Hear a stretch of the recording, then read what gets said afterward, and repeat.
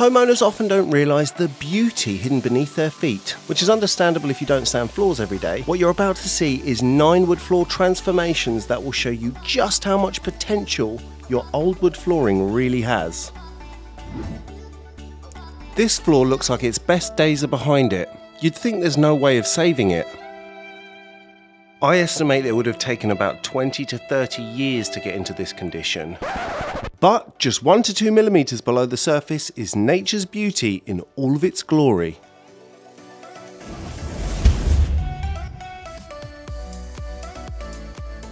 The great thing about floor sanding and refinishing is taking something that looks ready for the bonfire and completely bringing it back to life. After sanding off that rough surface and putting on a couple of coats of polyurethane lacquer, it should last between 8 to 12 years. Take this floor for example. This is one of my favourite floors of all time, and you're about to see why. The man of the house thought it was good for ripping up and throwing away. Luckily, the lady of the house was wiser.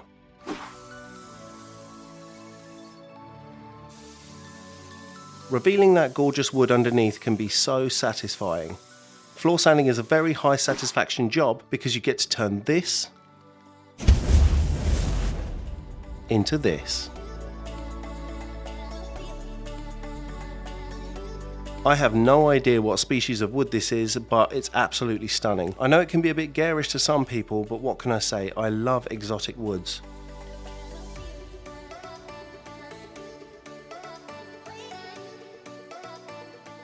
We finished it with ultra matte finish and I think it looks stinking marvellous.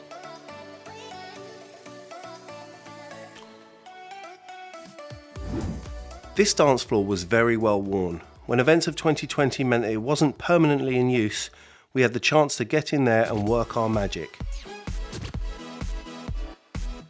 We knew this floor had potential and that the transformation would be dramatic. The bruising from these scratches went deep into the wood, which meant we had to sand it very thoroughly with the rough grits in order to remove them all. These maple strip floors can be tough as old boots, so we knew we had our work cut out for us.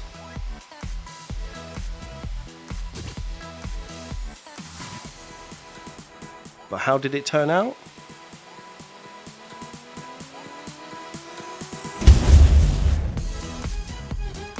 Just as expected.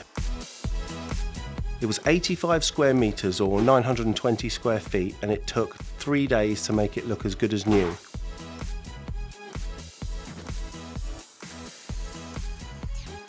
You can watch the whole time lapse of this job by clicking the link at the top of the screen now.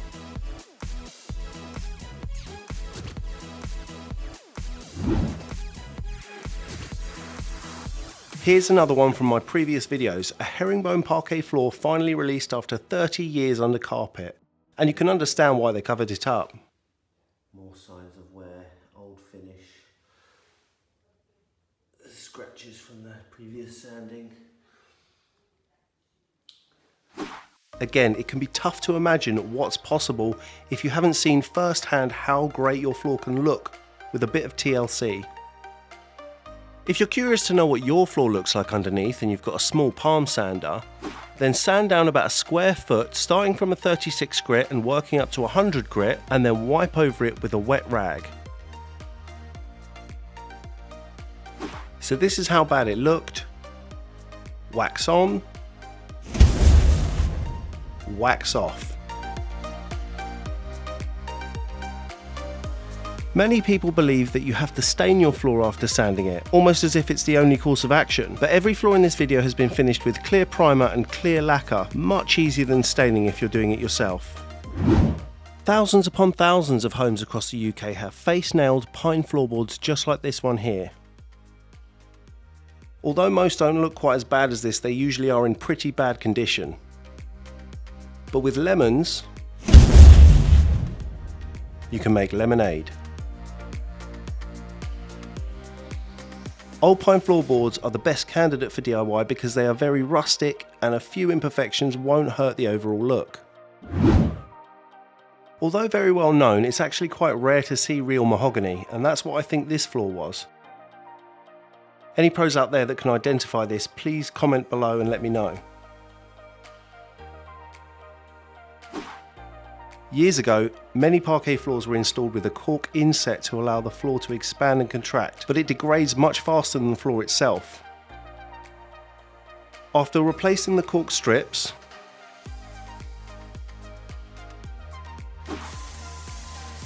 stripping off that aged, dented, uneven, dirty surface, getting it flat and smooth with the finishing sander,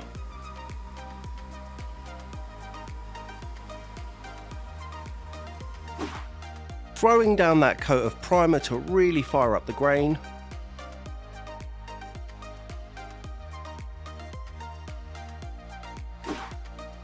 we went from breakfast at Denny's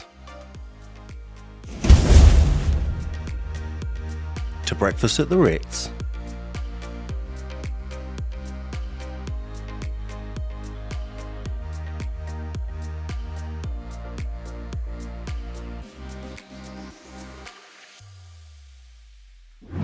Occasionally you do get a floor that doesn't look great after sanding and refinishing. Not terrible, just lacking that wow factor. 50-plus-year-old beech or maple herringbone springs to mind, but this is rare, and by the way, not the case with this oak plank floor you see here. From Shrek to the Incredible Hulk. These are the kinds of jobs I love. Large floors all rolled into one, and especially oak. Oak is beautiful, it's very hard wearing, and it's brilliant to sand. Colombian pine herringbone parquet is great because it's so soft and sands very easily. Unfortunately, it does get dented easily too. From Chris Pratt in The Office to Chris Pratt in Guardians of the Galaxy.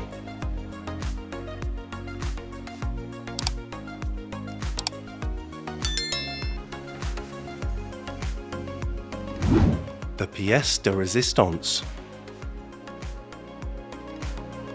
Okay, the floor doesn't look that bad. If you could see it up close, it was very well worn, but as long as it still has that old finish on it, it still looks okay on video, unfortunately. In 18 years of floor sanding, this is the only custom ornate floor I've ever sanded. There were lots of fiddly bits to fix, like these radiator pipe holes. We had to use what we could from broken bits of floor in the garage, and just generally fiddle with it until we had what we needed.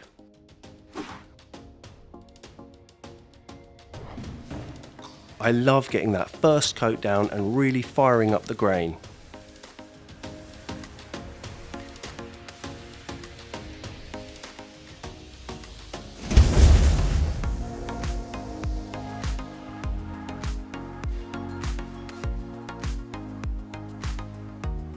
If only I could do work like this every day.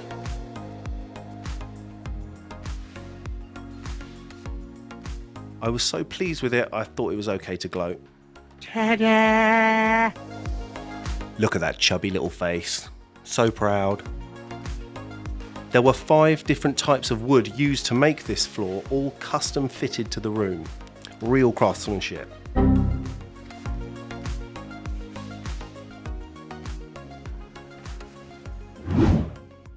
And finally, we have an engineered oak floor. It only had a 3.5mm wear layer, so you have to be really careful not to sand through the top layer and into the ply beneath. Here comes the fireball again. We attempted to sand and refinish this floor from start to finish in one day. If you'd like to know how we got on, then click on this video here.